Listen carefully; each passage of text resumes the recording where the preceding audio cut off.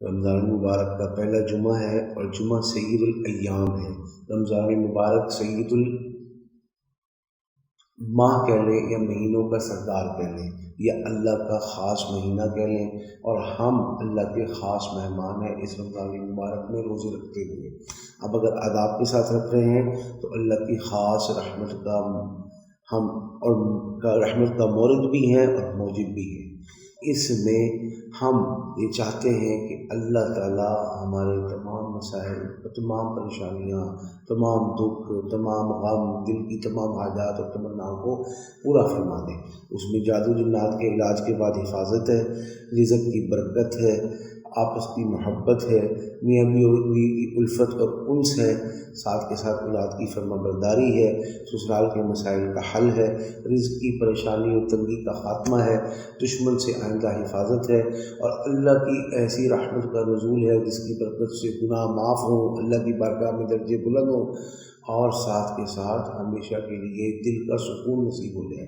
ان سب کے لیے اور ساتھ کے ساتھ اولاد کی شادیاں، اولاد کی پڑھائیاں، اولاد کی ترقیاں، اولاد کی کامیابیاں، یہ سب بھی شامل ہیں۔ اس پہلے جمعے اچھی بات ہے کوئی ایک وقت مقرر کر لیں اور اس درود پاک کا اہتمام رکھیں۔ یا ربی صلی وسلم دائما ابدا علی حبیبک خیر الخلق کلہم، یا ربی صلی وسلم دائما ابدا علی حبیبک خیر الخلق کلہم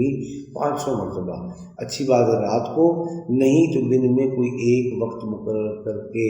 اس کا اہتمام کریں، اور اپنی جو حاجت ہے اللہ کی بارگاہ میں جولی اٹھا کے مانگ لیں۔ اللہ تعالیٰ تمام پریشانیوں کو ہمیشہ کے لیے دور فرما دے گا، اور یہ قیامت کے دن اس وقت کو، اس درود پاک کو اور اس پر کی گئی محنت کو حوض کوثر پر کامیابی کا، شفاعت کے موقع پر کامیابی کا، میزان کے موقع پر کامیابی کا، اور پل صراط پر گزرنے کے وقت پہ کامیابی کا ذریعہ بنا کر ہمیشہ کی روشنی، کامیابی، عافیت نصیب فرما دے گا۔ یہ تو قیامت کی بات ہے، اور دنیا میں کوئی دکھ ایسا نہیں ہوگا جو اس کے سامنے رہ سکے اور ٹھہر سکے۔ اللہ پاک یقین کے ساتھ اپنے محبوب صلی اللہ علیہ وسلم پر درود پاک پڑھنے کی اور صلاۃ و سلام پیش کرنے کی سعادت و توفیق نصیب فرمائے، آمین۔